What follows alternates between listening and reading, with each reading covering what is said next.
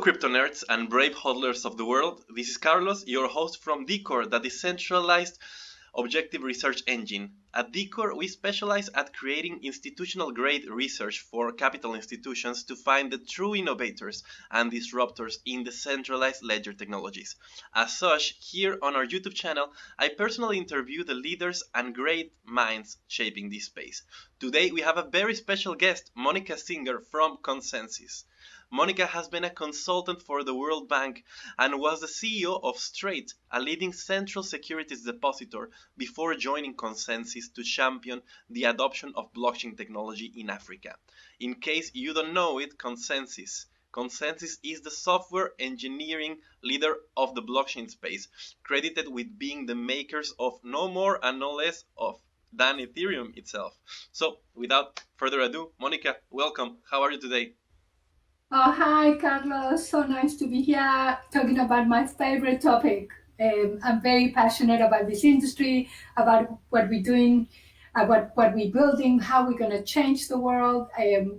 We are so hopeful that, every day when I wake up, even though there's chaos in the world, I know that we are all working towards something magical and beautiful, and that really has massive potential for people to be uplifted, to create wealth, to operate without all the pain points that we're currently experiencing. And therefore, I'm very passionate. People say, where do you get the energy? I get the energy from the beautiful knowing that this is going to make such a difference. And also because all the people I work with are unbelievable. I really think that this technology is so new that it attracts people that are not only passionate, but motivated to make a difference, and also very intelligent. It's like, I don't know how to explain, but it's like, it is, for me, it's just a gift to be in this environment, because not only every day I can help someone, but I can learn so very much. And I love it that when we're doing these blockchain interviews, every guest starts with changing the world. It's something that doesn't happen a lot in other backgrounds, in other industries. Yes. So very, very happy to be talking with this positive energy and everything. And of course, with you having such an impressive CV and such an impressive work history, I would like to make the disclaimer that I'm obviously the most ignorant person in this room. So, with the purpose of educating both me and our listeners at home, I would like to start asking you about the years before blockchain, before you went into blockchain. And because, as I read, you were previously breaking world records in your job as the CEO of Straight. So for those not in the know, and for those not too familiar with let's call it traditional finance, what is a central securities depository, and what made you so successful at running one? Okay, so it was in the year 1996, maybe before many of you were even born. I was born. I came back. Good. So I came back to South Africa after spending time as a consultant with the World Bank, and I wasn't sure what I wanted to do, and I knew the CEO of the stock exchange, so I met with him, and he says, Monica, I've got a project for you, and the project is that South Africa is categorized as one of the worst emerging markets in the world because our settlement on operational risk in the stock exchange is terrible. So, for example, if you bought shares in the stock exchange, it will take 2 weeks or more to get the transaction settled. Imagine. Now we want instant settlement. Imagine waiting 2 weeks or more. Okay. So, and everything was paper-based. So you will get a share certificate, an actual piece of paper with your name written saying you're the proud owner of the shares. And to pay, you had to pay by check. So imagine that there was in the middle of the town, the center of Johannesburg, there were many people in little bikes just delivering share certificates and checks, and sometimes they were exchanging the shares and the checks under a bridge. It was like chaos. So imagine the risk, the delays, the frauds, the stealing. It was terrible. So and I'll never forget that I said to him, I said, why would I want to do this? I'm a socialist. I want to change the world. I don't want to do something for the brokers. And he says, Monica, if you do that, South Africa would be in a better position financially in the eyes of the world, and we will attract a lot of foreign investors. So at that time, when I started, I took the job, of course, because he told me that I was going to make a difference, and I thought that's me. I want to do this. So I took the job, and then at that time, there were 4,000 trades a day on the stock exchange. When I left, there were more than 400,000 trades a day.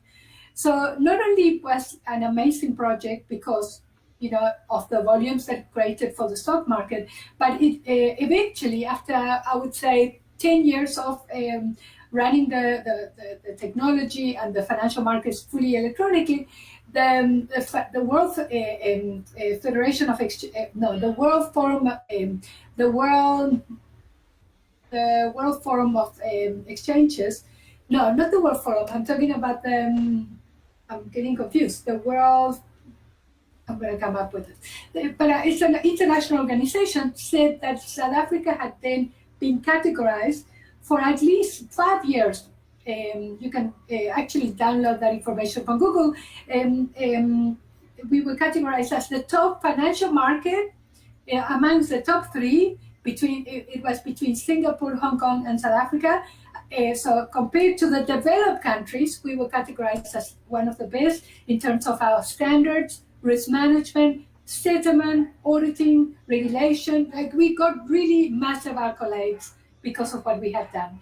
So I became the CEO of the company. And so the whole idea of a central securities depository, what it does is that you centralize, very important, what I'm going to tell you, you centralize all the transactions in the stock market in a ledger that this company that I ran for 20 years, we kept under control. So we knew who was buying and who was selling all the shares in the stock exchange, in money market instruments, and in the bond market. So it's we also did corporate actions, which is payment of dividends and other corporate actions, and we presented all the data of who are the shareholders in all the listed companies. So that's the company that I created and I ran for 20 years.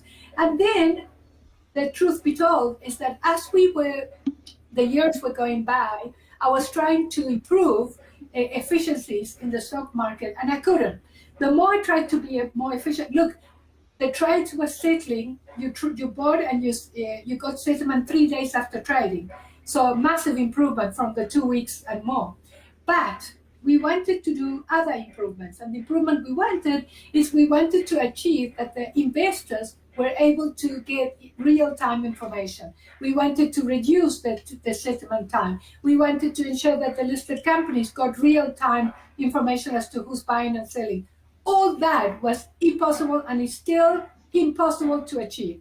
So that's why in 2015, I read Satoshi Nakamoto's white paper. And I promise you, Carlos, I read the paper and I just started to cry. And the reason why I cried, I know you're going to think, oh, how emotional, but just picture that for 20 years I have been looking for the answer.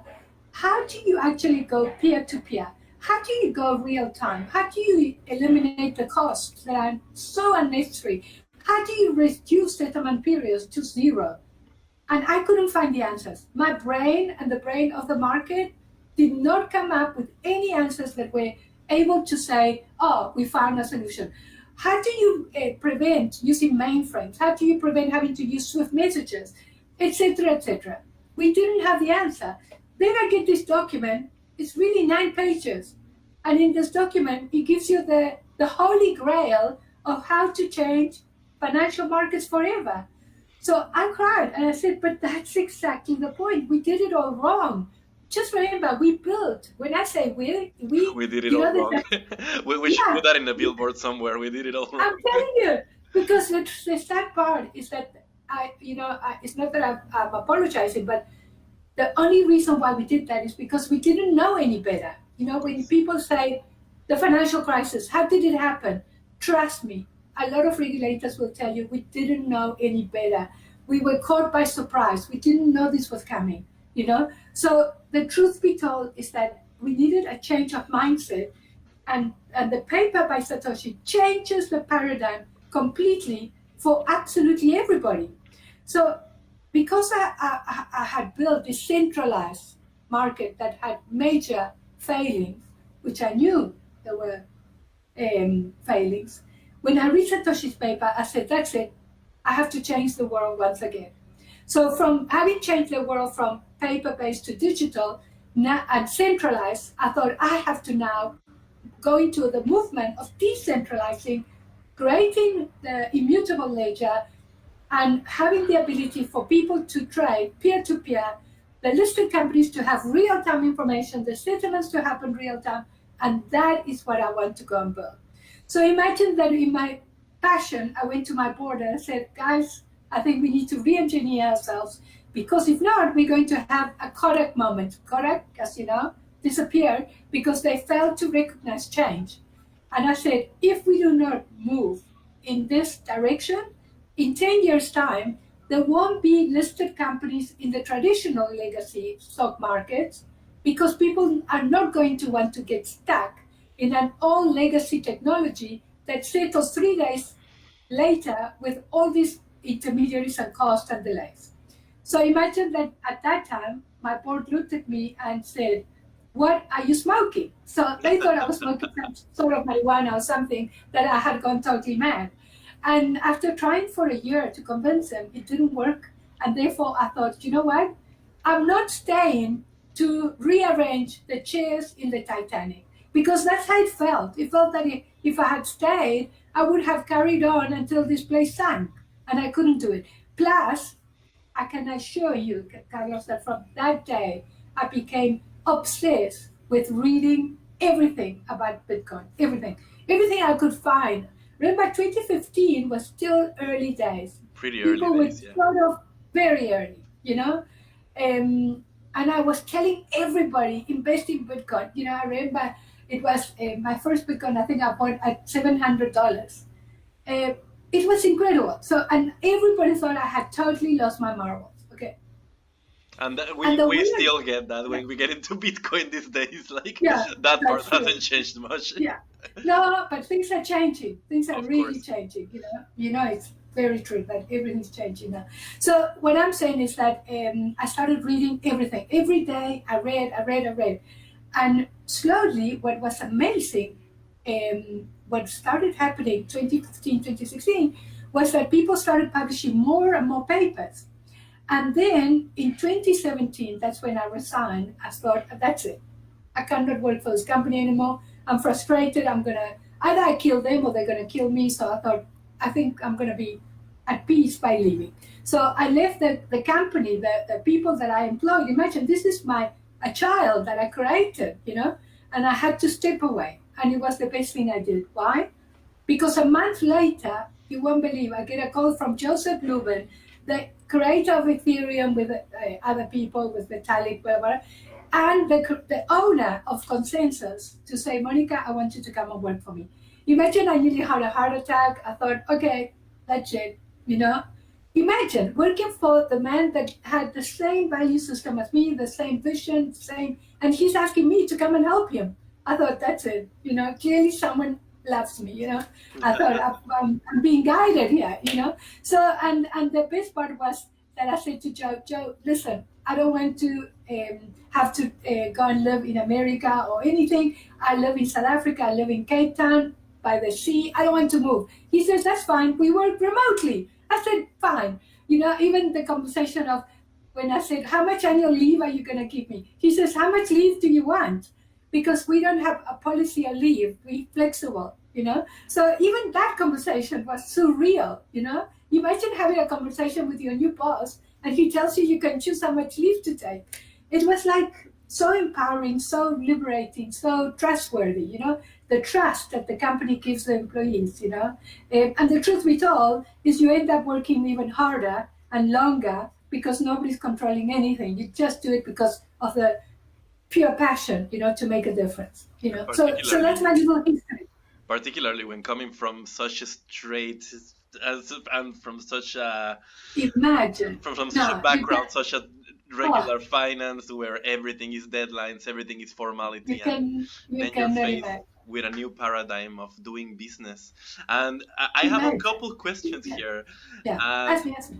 tangential questions from your story, because I as well was reading your account and your story about how you came to find Bitcoin and how you happened to find the white paper and started trusting these systems, and as you mentioned, felt like you had found the holy grail of the new financial system. So I have to ask you now, how come you stumbled into the Bitcoin white paper? How did it fall into Oh, your hands? because part of my job was to give presentations at conferences. So I was attending and giving a speech at a conference, and then there was a consultant that mentioned, by the way, we've seen some developments on this thing called Bitcoin. Like they mentioned, they gave a brief little, presentation, and I'm very inquisitive. I'm like, in Harry Potter, Hermione, that she Of knew course. everything. That's me. When I study everything. I raise my hand all the time. I talk all the time. I drive everybody insane. So imagine I'm now at a conference. They mention something I've never heard. Immediately download the paper and start reading. And that's when I went down the rabbit hole, and I will never come out, because I can assure you, Carlos, that I'm a believer. And everything I predicted is happening exactly as I predicted. Because it's when you have the bigger picture of what Satoshi had, and you connect to that energy of what it was trying to achieve, you will get it. You just get that decentralization, that an immutable internet of value, that a ledger that everybody can see at the same time, where a cryptography, where a mathematical formula prevents you from cheating, when you have this hash that prevents you from changing anything. And besides the fact that Bitcoin has got even other benefits, just look at the construct of the ledger. Remember, I don't know if you know, I'm a chartered accountant, and therefore everything in my head is debits and credits. Okay, everything is about ledgers and entries. So imagine I read about this new ledger that will destroy the double entry journal entries. Double entry was created 500 years ago. Now there's a new paper that says you don't need a double entry. You can have what we call triple entry accounting, which is real-time bookkeeping. All the parties in a transaction will get the same journal entries at the same time. You can even include your auditors and the taxman in the same ledger, so that all the transactions are visible, transparent, immutable, and no fraud, no corruption. And then the most incredible thing is to say, maybe with this internet and using a mobile phone, maybe once and for all we can correct what we did wrong, which is, I call it a crime against humanity, which is we left out 1.7 billion people out of the financial markets. Not even financial market, simple banking. These Simple people banking. have nothing. Simple banking, not even financial market. 1.7 billion. There's more than, I think, 2.7 billion that haven't got an identity. They don't have an ID. Imagine doing transactions without a passport, without an identity. That ends because we are going to invent what's called self-sovereign identity.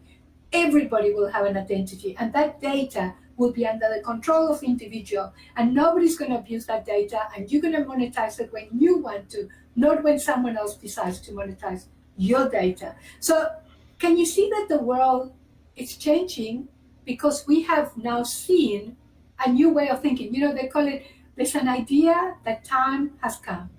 When the idea is released to the world, that's it. Nobody can ever go back into believing that centralizing and having intermediaries and having all these levels of people that are going to supposedly, trust lawyers, accountants.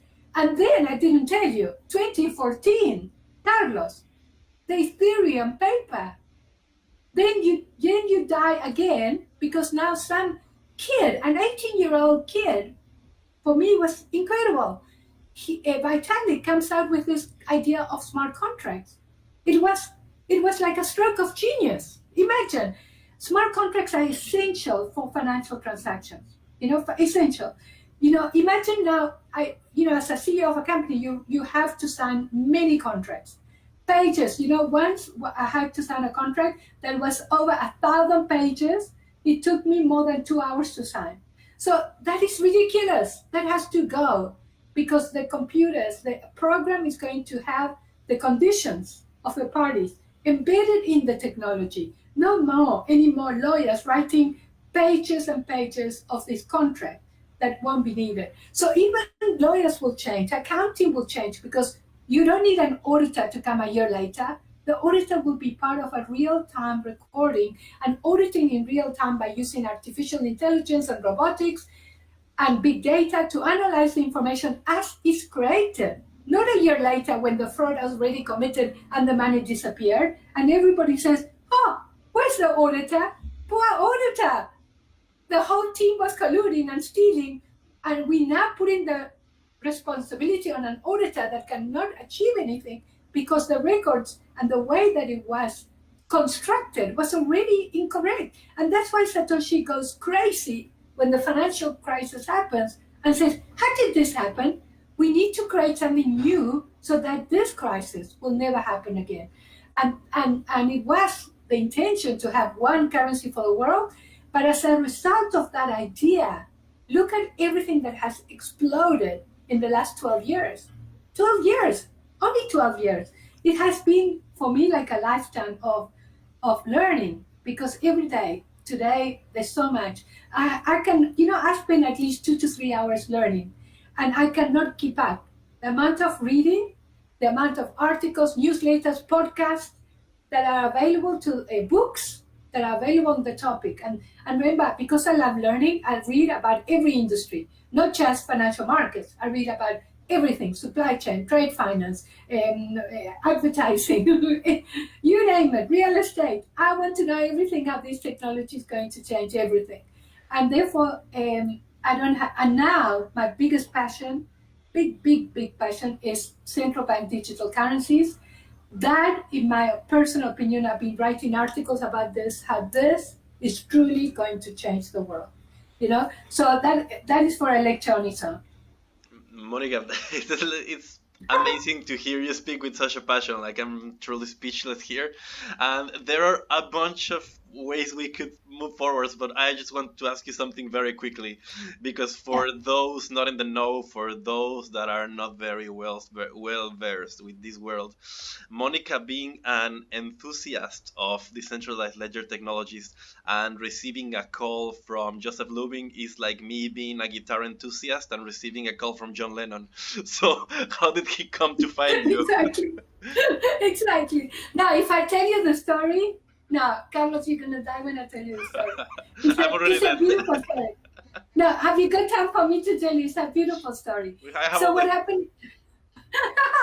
So what happened was that, as I told you, 2015, I've read Satoshi's paper. 2016 and 2017, in May, I attended a conference in New York that was being held.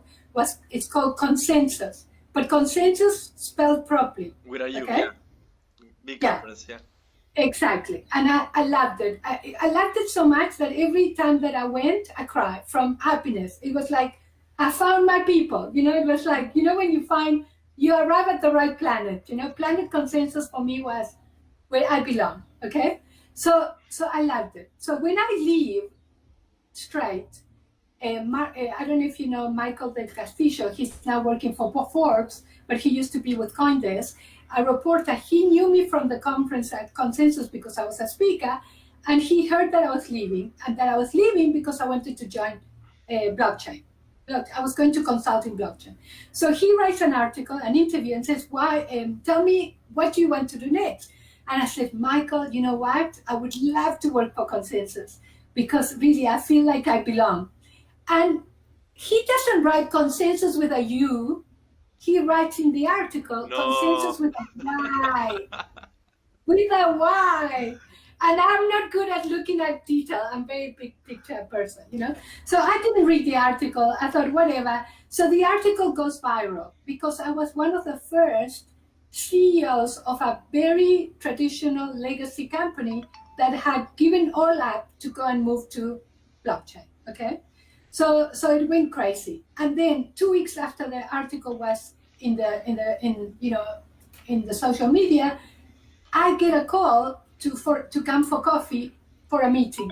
So I arrive at this place, at this meeting room, and then this person opens a computer, a laptop, and then this person appears in the laptop, and I don't know who he is.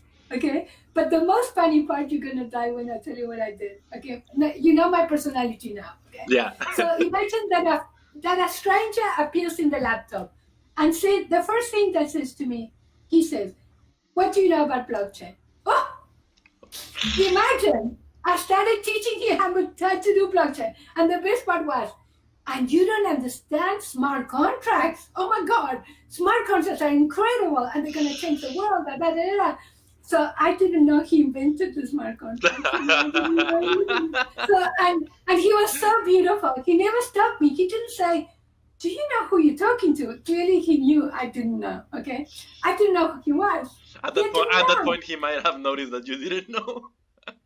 He noticed I didn't know who he was. Oh my gosh. It was so embarrassing. So what happens is the interview ends after an hour, and the person that I was with, he was pale. And I said, "Pete, why are you pale? What happened?" He says, "Do you know who you talked to?" I said, "No, who I was talking to." And he says, "Joseph Lubin." And he tells me who he was.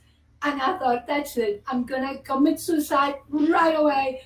This was the biggest blunder in my whole life. Like, totally stupid. I was teaching him blockchain, really. So then I had to phone him quickly back to apologize for being so stupid. And he says, no, don't apologize. We were exchanging ideas. That was so cute. So then the rest is history. Yeah, so. That is an amazing story. Have you ever told that publicly before? I don't think so. But no, I don't. No, I don't. No. Absolutely it's amazing. embarrassing. It's embarrassing.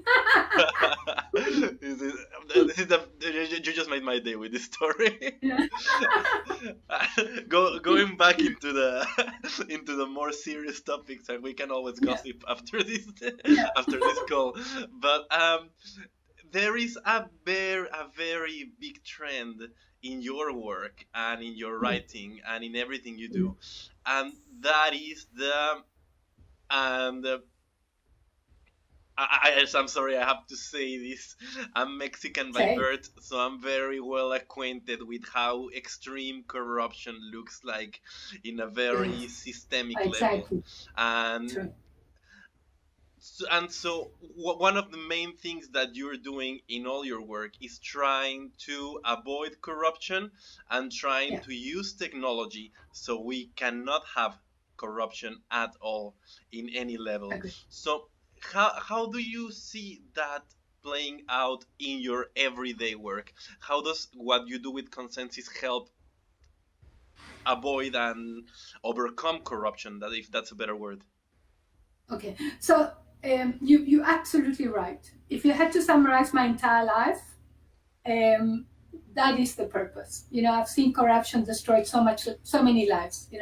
I come from Uruguay. I ended up, I live in South Africa now for 38 years. I love this country, but the corruption, it's real.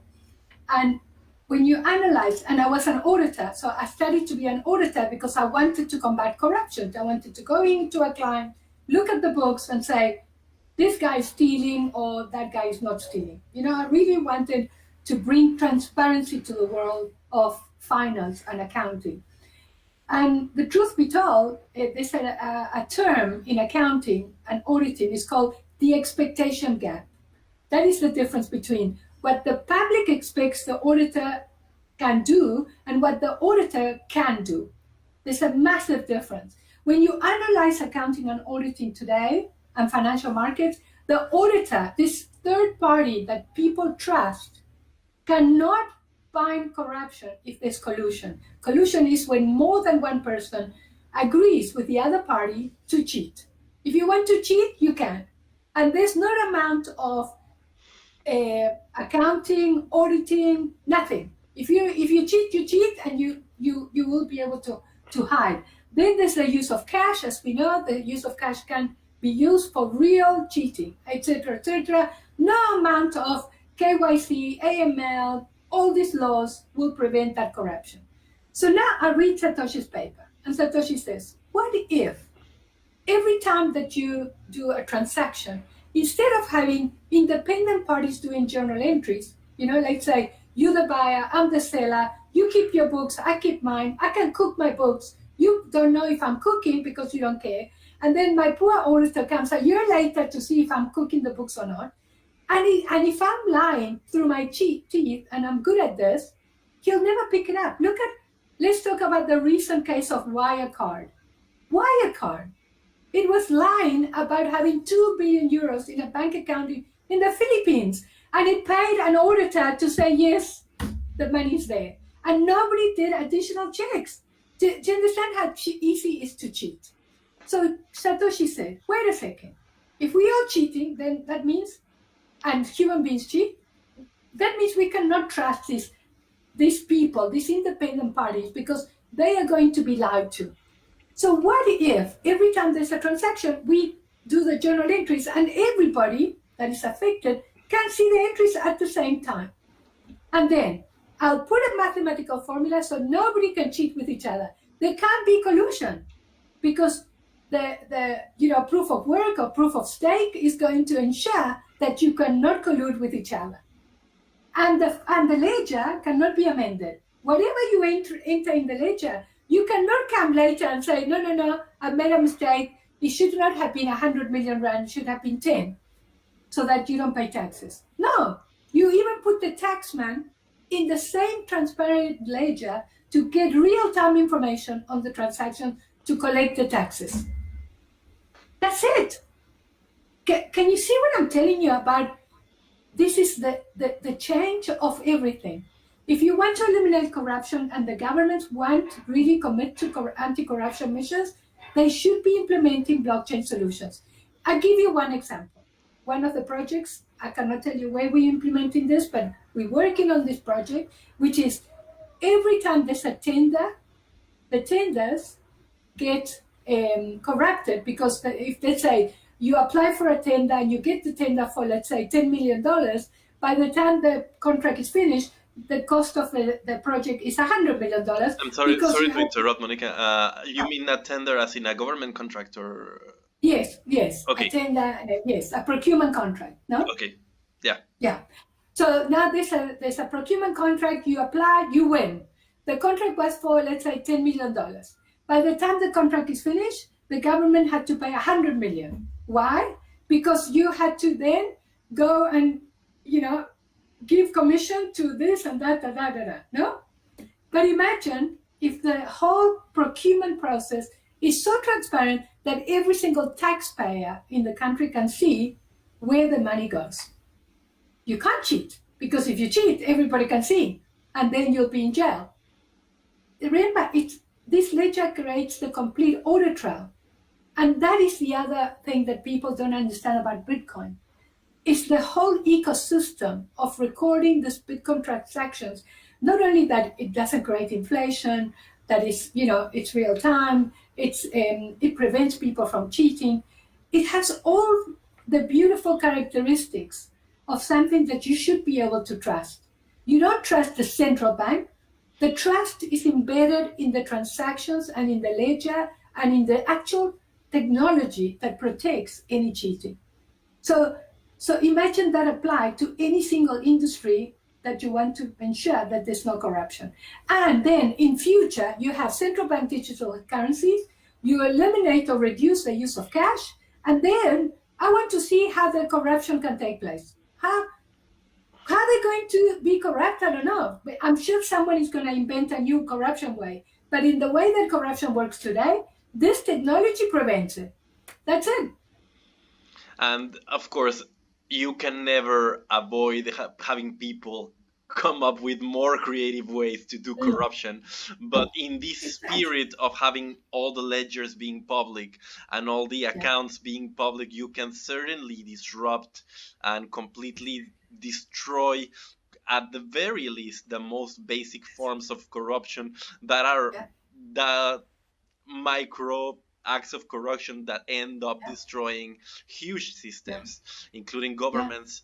And since you're since you've been on both sides, and you're in a very unique position because you've been on both sides of this struggle Yeah. of eliminating corruption, what would you say? And I'm cheating a bit because I already know your answer from another interview you did, but for our listeners, what would you say, or why do you think it is so hard for this centralized world, for this traditional world, to accept this technology, to move towards it? Okay, it's very simple. I'm not apologizing as again, but I want the younger generation to understand the older generation. There's a generational gap here, okay? So the baby boomers came to the world and we were told that we need to trust our parents, we need to trust our teachers, trust the government, trust the central bank, trust the auditors. We were told we could trust, persons of authority, okay? And there was no technology available. Remember the generation that saw the first fax, the first email, the first computer. There was nothing. Do you understand? Please put yourself in our shoes, okay? And then we started using the internet to send emails. When we did that, we were scared that the emails were going to go to the wrong person. So we built at that time intranets. We didn't use the internet at the beginning. The internet was scary. We built this very private intranet to prevent people from touching our emails, etc., etc. So now let's assume you are in your 50s and you're now CEOs of big companies, and I give you a presentation about the future, and I say to you, put yourself in a 50-year-old shoes that didn't see the internet until he or she was 20 something, okay? So, and now you say to them, you know what, you need to stop trusting the auditors, the whatever. The trust is going to be programmed in the computer. And you'll be able to have this technology, and you need to decentralize real time, blah, blah, blah. They look at you like you've gone absolutely crazy, because in there, what answers I get when I present to CEOs of big companies? Many of them, they say, I will be retired before this technology becomes, used everywhere, as you say. So they are prepared to give up having to learn something new. Like when the internet came, a lot of people my age were saying, I'm never going to use the computer or send an email. I said to them, are you crazy? How can you not use this new technology? You're going to be left behind. Some people only learned to use the technology after, for example, the Apple phone came out, and it became so easy, the user experience of using the internet, that then they embraced it. But until then, a lot of people were not going into an email we're talking about. And the same is happening today. The older generation, the baby boomers, are refusing to learn something new because this is totally against everything they ever were taught. So in the millennials are born digitally native. For them, it's like a no-brainer. Like, which millennial is going to go to a bank and stand in a queue? You stand in a queue if you don't have another option. But if you can have an app that with your little finger, no working hours, no public holidays, sitting in your bedroom at any time in the day or night, and you can do transactions without having to phone anybody in the world and transfer money, transfer shares. Imagine in the future we're going to be able to buy fractional ownership of art, of collectible cars, of any of these non-fungible tokens are going to be traded and exchanged with fungible tokens and cash and different stable coins. No more having to ask permission to a central bank to move your money from your bank account. That money belongs to you. Why are you being told you cannot get the money out? Why have you got so many limitations? Because the central banks are messing up the monetary policy. That power should go back to the people, and people should be able to decide what to do with their money when they want to do it. And that's why I'm trying to say that the difference between the old world and the new world is so big. It's like, I'm sure I can give you this example in Argentina. It's like the comparison of my parents love tango. Tango, okay? That was their favorite songs. I love the Beatles. So imagine when I listen to tango, my hair goes up because for me it's like, and for them, I thought I was a crazy woman, especially when I started listening to rock and roll, Genesis or Led Zeppelin or all these groups. Imagine, compare rock and roll to tango. The difference is material. Or the other analogy is, for example, the baby boomers will say, today, they say to me, Monica, there's nothing wrong with the current payment rails. And I say, you don't understand. You want to improve the current payment rails. It's like saying to me, give me a faster horse. I am building a car. Yes. The car and faster horse have no connection because in your mind, you cannot begin to imagine what you're going to do with the car. And I can assure you, if you go back to history, I love history, you will see the reaction of human beings when they saw the car. They thought it was like the worst thing that ever had happened in the world because it could kill people, because it was like not practical, because it was whatever. Because actually the first car was slower than a horse, you know that. So they had all these excuses as to why they wanted to hold on to horses. A horse and a car? Can you see the massive difference? Or for example, when the internet was created, people still wanted to write letters and send them by the post. Really? Who sends a letter by post today? No one. So do you understand what I'm trying to tell you? The paradigm of this technology is massive. It's not little, it's huge. It is so huge that people are running scared. And that's why, I don't know if you saw what happened with the central banks when Facebook announced Libra. Yes, it was like, that's it, the world changed. The central banks until then said, we don't care about this digital currency, it's all never going to happen. I'm just going to very publicly interrupt you here to plug an article we just did on our blog about this very topic, because there are some very interesting questions that I want to ask you here. In regards of Libra, Facebook's currency, you have very publicly declared that it will destroy the world, and we saw, and I mentioned in this article that we wrote on our blog, we saw something very interesting on a big capital move that most people may have not perceived, that PayPal actually was a part of the original Libra alliance before they left, and they now very recently announced that they are getting into the Bitcoin space and into the cryptocurrency space. So how do you see these capital moves play out? How do you see Libra play out in this big scale? And because we saw, as you mentioned, the reaction of the world banks to this, now actually feeling threatened, now actually feeling like private entities could start issuing money. So yeah, what can you tell us about your thoughts on all this?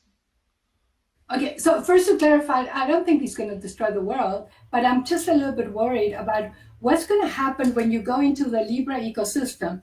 Like let's say Facebook has got 2.3 billion people that use Facebook, Instagram, and WhatsApp. Now you buy Libra. You go into the ecosystem, you might never come out. You will use the Libra in whatever transactions you want to use. My concern is that I have not seen, and remember my whole issue about trust, I have not seen Facebook behave in a good citizen way with the way that they deal with data. Data is king. So now, not only do they know about your pictures, your travels, your family, your whatever, I do not use Facebook for the record, they are now going to know exactly how to use your money. And they're not going to go for a decentralized public mainnet. They're going to have a private permission ecosystem that they control, and they can do with that data whatever they want. So yes, they're going to be regulated and all that. But if data is the key and centralization is the key for them, then that defeats the whole purpose of what Satoshi said in the white paper. So that's why I said to the central banks, you cannot sleep on this one. You have to now come to the rescue of citizens by giving them an option to have your currency in digital form, and the liabilities on the central bank's balance sheet we all know in Finance 101 that the least risky environment in finance is the balance sheet of the central bank, because they're the lender of last resort, because they can print the money, etc., etc. And therefore, I want people to be protected, not to now have to put all your money in Libra because maybe the user experience is great. And they don't realize, it's like the frog that goes into the water and dies slowly when it's boiling. They don't realize that their data, one, is being abused, and second, that their liability, the counterparty is Facebook. And the question is, if something goes wrong, will Facebook pay for the users? No? For this Libra that supposedly, if I want to now get out of Libra and convert Libra into dollars or another fiat currency, would they have enough reserves? Would they have enough collateral? How are they going to run this? I'm sure they're going to run it very, very well. I have no doubt they're going to throw at this all the money in the world. Why? Because the goal is data. And why should people have to allow this centralized entity to be able to have all this data? When if you have your central digital currency, the discussions that are happening around the world is that in the same way that, for example, in the digital dollar project, it says that only amounts above $10,000 will have to be disclosed. Anything below that, it will remain private. Then that data belongs to the individual. And like I told you earlier, I believe in self-sovereign identity. I believe in the power to the people, and that data must go back to where it came, and the person must be able to monetize their own data, not have a third party abuse that data and make money, and you become the product and you not the holder of that data. So do you understand that that's my hang-up? My hang-up is that people don't realize, in the same way people use Facebook and they don't realize of what's happening behind it, I'm scared that they will carry on using this Libra without noticing in how many ways they're going to be abused or influenced or not controlling their own destiny. So I want people to be protected, and that's why I have a concern. The story of PayPal is totally different. PayPal is just allowing people to pay with cryptocurrencies. It's fantastic. It's now opening up all their accounts. I think they've got 350 million accounts around the world, and now you can choose to use crypto. That's how it should be. It should become the rails should be the in and out of using crypto and fiat and other stable coins should become so simple and so easy that really should be at the touch of a button, that you should be able to swap one currency with the other without having to ask permission to anyone, no one. So that's where I'm coming from.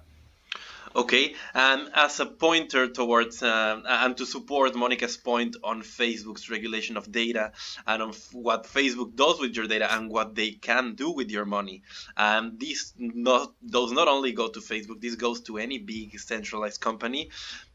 I've worked in marketing and advertising for a number of years, and it is extremely hard to push Facebook ads for certain types of products, including those relating to cryptocurrency, even after Facebook disclosed its intentions to move into cryptocurrency. So you can just start to imagine what would happen once they have access to say whether or not you can spend your money on something and how that can go wrong. And this is just a cautionary tale for every centralized issuer of money. And since you were, well, we touched base here and there in a lot of points, and I would like to ask you now about Consensys. Because, of course, with such a unique company, such a staple name for the blockchain industry and smart contracts, you came in, you mentioned, in 2015, right? Yeah, just 2017. 2017. Okay. And I imagine that you came right in before this big explosion of everything that happened before 2017. Yeah. So how were things then when you started, and what changed, and how did you leave all this crazy hype? Okay, so it was like the most amazing place ever. Imagine that Joe went and said, "We are a venture production studio." What it meant is that he used his money to help so many innovations. He had there were at least 50 projects on ideas of anything. So he gave money to anybody that would have ideas to create blockchain solutions. There were ideas that were like the most crazy ones. Like the one that it was really funny was that I don't know if you heard about this one, that people as a collective were writing a book, and the book was being contributed by everybody, so the book story could go anywhere. And you never knew where the book was going to end, because it was the collective ideas of the actors that was writing the book, and the book was in the blockchain, so it was immutable, blah, blah, blah. Nobody could go and delete what someone else had written. So that was one of the crazy ideas. So there was the other one, which was beautiful. There were so many beautiful projects. It was called Civil. And Civil, what it did, it was curating the news. So it prevented fake news. Because imagine that you would be able to vote and determine through a governance process of tokens whether or not the news were fake or not. So he actually was like an amazing, encouraged person to say, innovate. And I'm not going to tell you what you're going to you can or cannot do, just be free to innovate. So eventually, there was an implosion. Many of those ideas didn't survive. Why? Because the sad part was, remember that after when the winter came, the crypto winter came, the price of Ether dropped even to below $100. Okay, so from having price of Ether around $1,000 to drop to less than 100, and he was paying for everything. Of course, things were getting really scary for him. So that's when Joe decided to only concentrate on building the platform. So we've got this amazing platform, and now, as you heard, we took over Quorum, and Quorum was originally developed by JP Morgan, and then now we've taken it over because it totally matches with the architecture of everything we're building. So imagine how strong financial market infrastructure we have, that we have the Internet of Value for any transactions in any industry, but especially for financial markets. We can produce applications very quickly. Like, in legacy systems, when you want to do any new innovation in technology, it can take you minimum 2 to 3 years. Because between having to write a business analysis, get the market to approve it, then do the waterfall project management, then start testing and then retesting, and then the user acceptance testing, blah, blah, blah.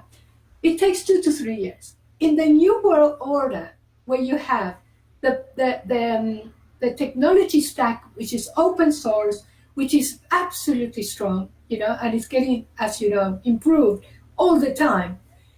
Now we're going to launch ETH 2.0. So all that is happening in the background. So the engineers at Consensys working, developing applications that they just put onto this platform.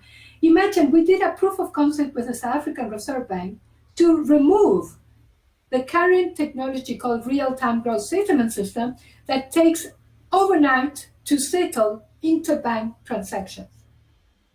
And we did this project in 3 months. In 3 months it was achieved. I nearly fell off my chair. I thought, how do you do a massive technology project that proved that you could do real-time settlement between bank accounts? And we did it in 3 months. And the real-time settlement happens in 2 hours instead of overnight, batch processing, collateral, blah, blah, blah, intermediaries, blah, blah. This was so successful that it was called Project Coca, that the South African Reserve Bank got a prize for being one of the most innovative central banks in the world in that year. So, and I said to the team, how do you do this? And they said, because we don't test the technology stack, that has been built. We just built an app on top, and we use that stack for the functionality that we need. So can you understand that using an agile method, we give you the app, and then you test it, and as you test it, you start telling me, tell me what you like, tell me what you don't like. And as we have these meetings and I hear your concerns, the team goes and adapts the app and improves it. So by the time I give you the final app, it's what you wanted, because I met your needs. And that agile method of the client is the one that defines how we build, as opposed to the techies doing whatever they want, that method really works to have a user experience that it's far superior to any legacy technology I've ever seen. And yeah, I had to mute myself here for a second because my neighbor started drilling on his wall. Thankfully, he stopped. And Consensys being such a unique company, and like you mentioned, breaking out these projects in 3 months that would take a government many, many years and many billions, I'm not even talking millions of dollars Yeah. here. Having a company be able to accomplish these things and with such finesse, and even I could say even so quietly, because you don't Yes. hear a lot of noise from Consensys side. Every now and then something breaks out that everyone hears about, but it's not like you're going off the board to promote Yeah. yourselves. Um, Yeah. what do you think sets the company apart that makes it so special, and what would it take for the world to have 12 Consensys, 10 Consensys that are just breaking out innovation everywhere? Yeah. I'm very humble to tell you, number one is Joe, but number two is the people. I promise you, Carlos, sometimes I sit on the Zoom meetings and I watch the team, and I am in awe of, the ability to think and to create. And, I just have to listen. There's a saying that says, if you're the most intelligent person in the room, you are in the wrong room. And I know I'm not in the wrong room because I'm never the most intelligent. I'm humbled by what I'm learning and what I see, that they're all mainly millennials, they're all in the 20s, 30s, and they are building things that I never thought it was possible. I'm sure you're following what's happening in the DeFi world. Of When course. I read, I know it's a crazy world. I know, and people are going to get burned and all that. But the functionality that they're building, never in the legacy world that functionality could have been possible. Never. That composability that you can take a token of one thing and convert it into something else real time and do a flash loan. You don't understand how difficult it is to do a flash loan in the legacy world. It is so complicated that it never got done. Here you've got technology that is so interchangeable that these people can invent out of what they know in the legacy system. They can invent something in this new world order that 100% surpasses what it's possible, even in the imagination of the people that created the legacy, really. And that's why, the majority of the baby boomers have never heard of the word composability, because if they did, they would have a heart attack of jealousy that they would want that type of functionality for their technology, and they don't have it. And that's why DeFi is, for me, it's poetic. It's beautiful. Let it, I always call it, let the thousand flowers bloom. Let them go and invent, experiment. Hopefully, not a lot of people will lose a lot of money, but those that are creating this are geniuses.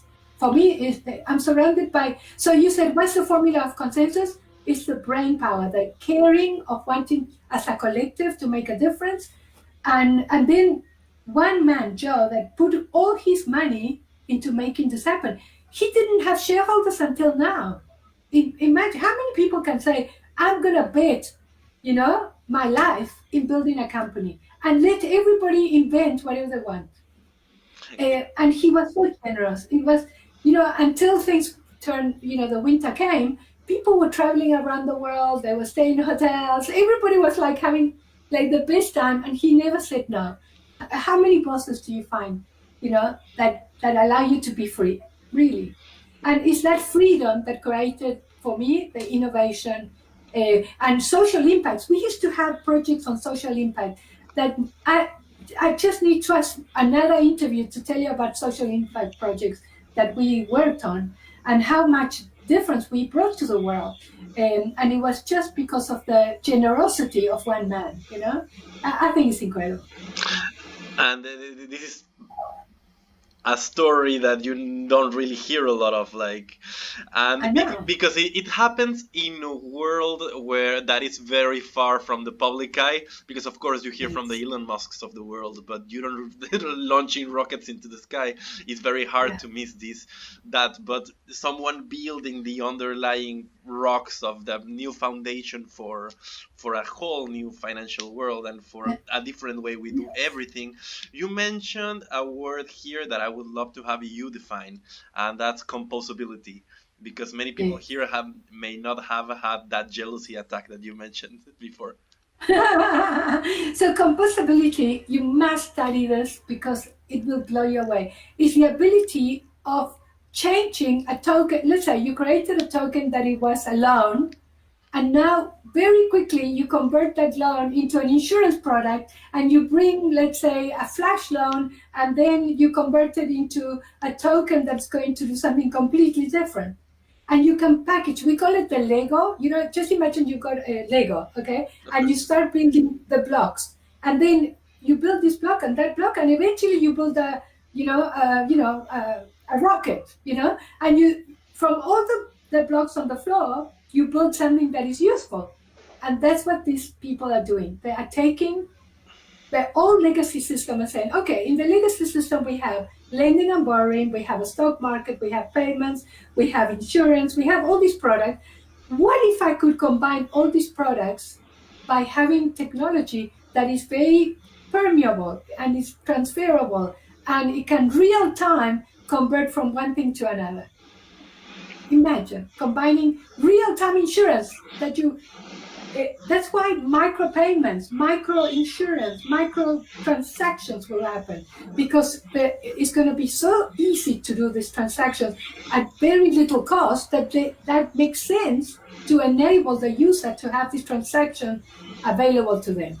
In the current technology, you can't. You can't just try to buy an insurance product. You have to phone a broker. You have to complete 100 pages of forms and documents. Uh, just the administration of an insurance policy, it's a nightmare. In the future, you're going to do real-time buying of insurance policies. Real time, because the cost will be relevant. So before you go to the concert, you buy insurance if the concert gets canceled. Real time. I can give you millions of examples, but that's the world we are creating today. That's what I call composability, and I really encourage people to study this. It's what's going to change everything, I think.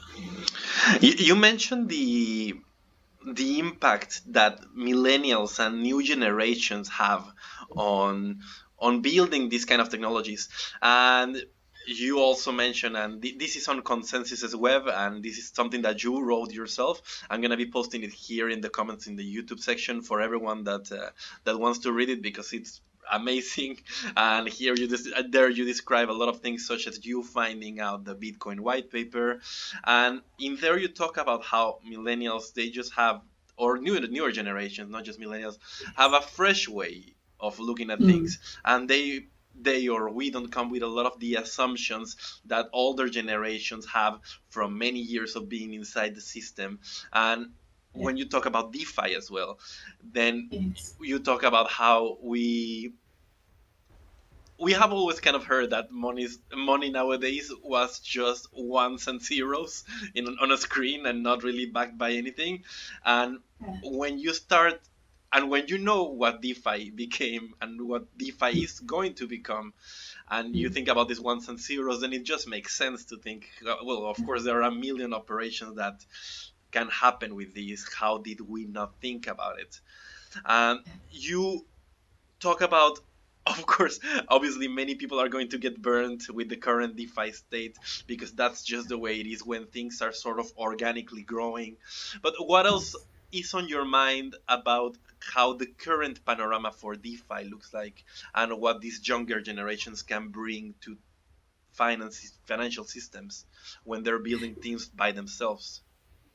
So what I love is the fact that they have slowly learning that you can, I call it, don't throw the baby with the bathwater. That means in English that if something is working, don't throw it away. So yes, the legacy technology has a lot of problems, but there's a lot of things that really work. And what it works, is anything to do with regulation and risk management. There are many documents that have been written how to manage risk in financial markets. I'm asking whoever's building this technology not to be so crazy. Like the reason we have KYC and AML, there's a reason for that. Don't do what BitMEX did, which is to allow anybody to trade anything. And now they're going to rot in jail because they didn't even bother to put controls at the beginning. So the casino doesn't work, okay, because people will get burned. Just do things that are right. And how do you do things? When I build straight, I make sure that I complied with all the risk management principles, all of them. And we were actually accoladed for the way that we handle risk, to the extent that when the crisis happened, the stock exchange in South Africa did not close down. Many stock exchanges closed down during that week because there was a massive systemic risk in the system. South Africa didn't. Why? Because we had future-proofed the financial markets with risk management principles. Those are key. So that's why bring the adults in the room, bring them to tell you what are the risk management principles, and put them in place. With the technology you've got, risk management is even easier than in the old technology. You just have to be mindful that you want to do things right. And doing things right means not cowboy, not crazy, not make people lose. It's like when you teach people not your keys, not your crypto. Certain principles are the ABC of risk. Teach them to keep the crypto out of the exchange, in a hot wallet, in a multi-sig. There's so many things that you have to take into account. Teach people before you allow them to play with their money, and don't let them play if it's not money that they can lose. So there's a lot of education, a lot of consciousness that risk must be managed. This should not become a crazy place, because the sad part is that then you lose credibility. Then the baby boomers will never want to touch this because they say, what is this? This is a Ponzi scheme. What is this? So it created, a lot of these failures has created a little bit of a bad rap. And the older generations believe that we are just hippies trying to create crazy things. And we are not. We really are trying to create a better world. It's just, the message is, use the rules and the risk management principles that have been written by very clever people. Everything is documented. You just need to Google it, download the documents, and apply it when you build your technology. Don't be crazy and irresponsible in what you do, because a lot of people get hurt. And okay, a lot of people get hurt, obviously, and we're seeing it every day. How do you communicate to boomers in general, and to older generations? How do you communicate that everything is going to be fine? Because I guess, like, in the bottom, that's what they really want to hear, right? Well, that's we all want to hear about everything. Yeah, yeah. The truth is that baby boomers are waiting. They're not ready. They're not ready. That's why until the more institutional investors start saying, I'm going to do that, it's like a tipping point. When there's massive change like this, we need the brave ones, the ones that are not in fear, to say, we will be the first ones, we will implement the controls, and we will encourage our investors to imagine not having in portfolio theory, you must have a diversified portfolio. It doesn't make sense not to invest in crypto. Why? Because as part of my portfolio, a percentage has to be in a high risk, high return investment. What better than crypto, especially Bitcoin and Ether? So, not to advise your clients as an asset manager or financial advisor to invest some of their portfolio in crypto, I think that is irresponsible. I'll give you an example. 3 years ago, I gave a presentation. It was the first presentation that the chartered financial analysts in the world, CFAs, heard of blockchain. And I said to them, in future, when you analyze financial statements, if the company is not studying how blockchain is going to affect them, then you should be discounting that share price because they are not future-proofing their entities. And after that presentation, the CFA decided to start educating the CFAs on blockchain.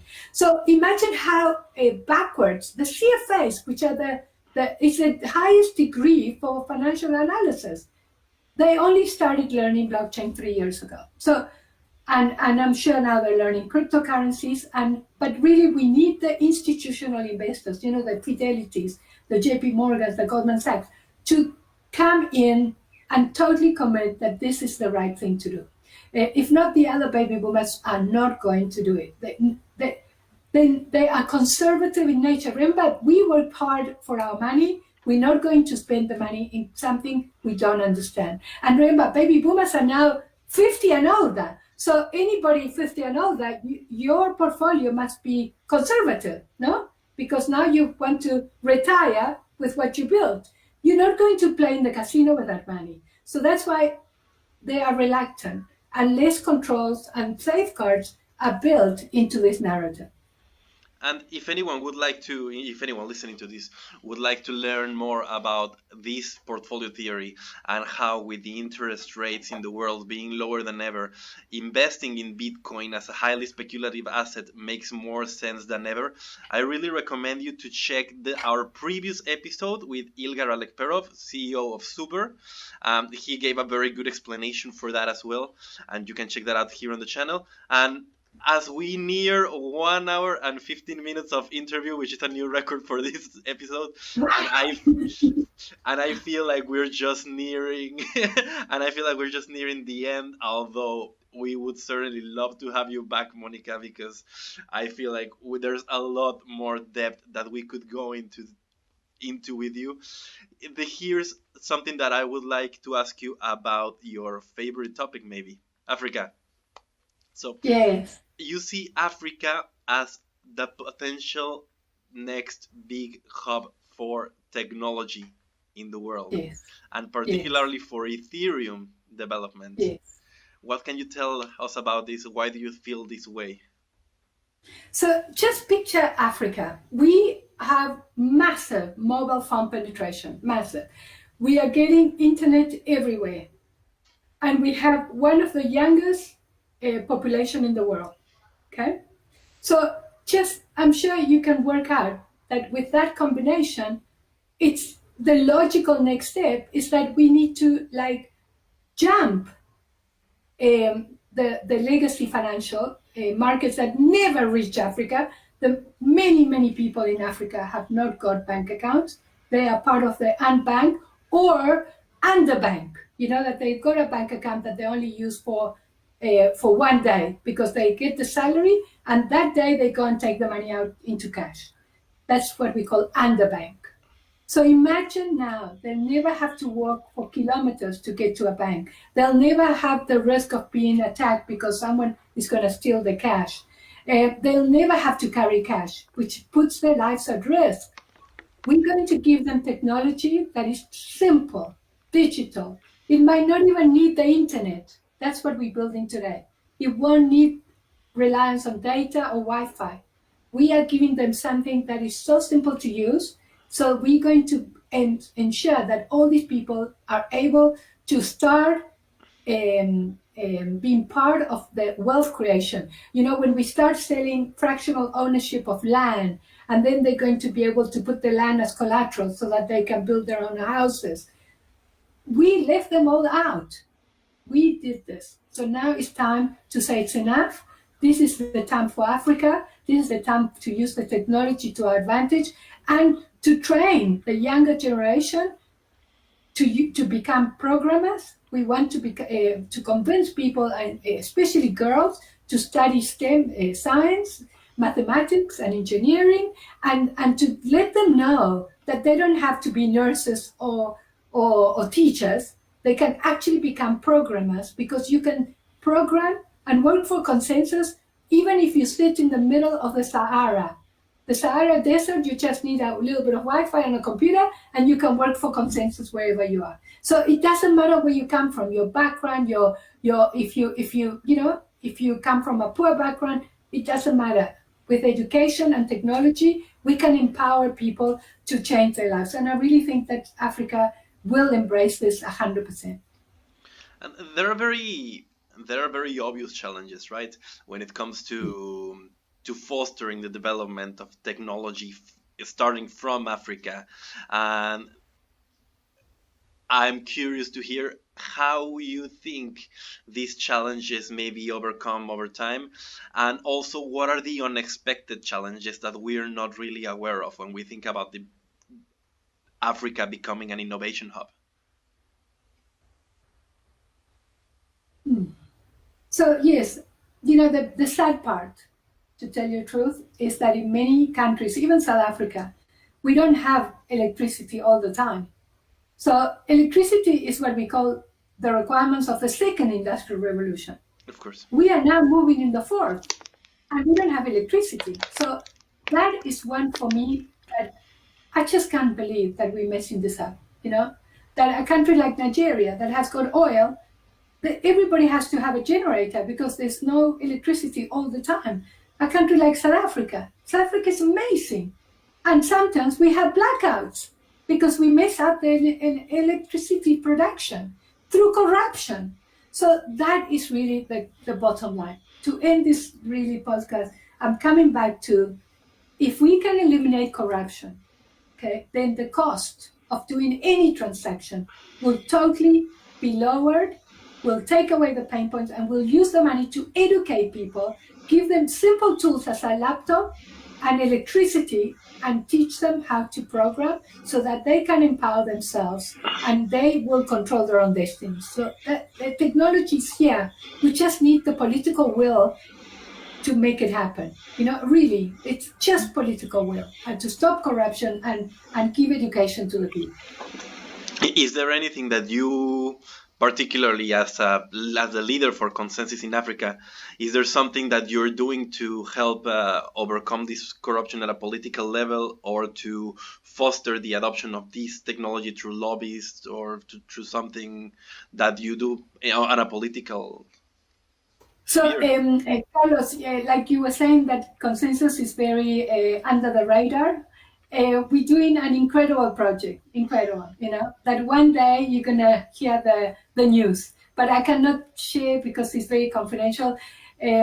Just imagine that if we have a project that eliminates corruption, some people are not going to be very happy. So we rather talk about it when we have implemented it, not before, because it can be sabotage. So the truth be told is yes. Some political some governments believe in eliminating corruption. They have realized that it can be done through this technology, and they will make it happen. Well, we're all certainly hoping for that to happen, and we're all certainly hoping for you to come back on this podcast soon and tell us everything about that when this happens, because I think from this conversation, if there's one key takeaway, is that corruption is at the root of all evils, and that is something that can be very easily overcome with this technology. We have tools that no one else did before to eliminate this, and that Consensys is doing a great job, and smart contracts are doing a great job to help this. So as a last question, and just to end this on maybe a funnier note, I have two last questions for you, and you're not allowed to not reply to these ones. The first of them is, do you know who Satoshi is? And the second one is, if you did, would you tell me? Okay, I don't know who Satoshi is, and I'm happy I don't know, because you know what? I believe in aliens. So maybe it was an alien that came and gave the information to a group of people, and I love to imagine that it was alien energy, But that's my imagination. I love the fact that we don't know. I love that. It makes it even more special. You heard it here for the first time. Monica Singer of Consensys is telling you that Satoshi Nakamoto built the pyramids in Mexico and Egypt. Yes, of course. Monica, thanks a lot for doing this. Thanks a lot for bearing for an Amazing. hour and a half with me. Do you see why people think I'm crazy? we can always cut this out if someone gets mad in Okay. in the in the other space. Thank you, Carlos. It's been my absolute pleasure. You're really amazing. Thank you so much. It was great meeting you. Anything else that you'd like to leave us, our listeners, with, or do you think they've had enough of this for now? I hope they don't have enough. I hope they will never have enough, and that they can believe that they can empower themselves to be free to look after themselves. And nobody's going to come to your rescue. You have to rescue yourself. And this is a great thing for you to keep in mind. If Monica Singer here, that just blurted out all this knowledge for you, is learning for 2 hours a day about this space, you should too, Yes. because there's Exactly. never enough information, and you can never consume it fast enough. Thank you very much for everyone listening at home, and thank you very much again, Monica.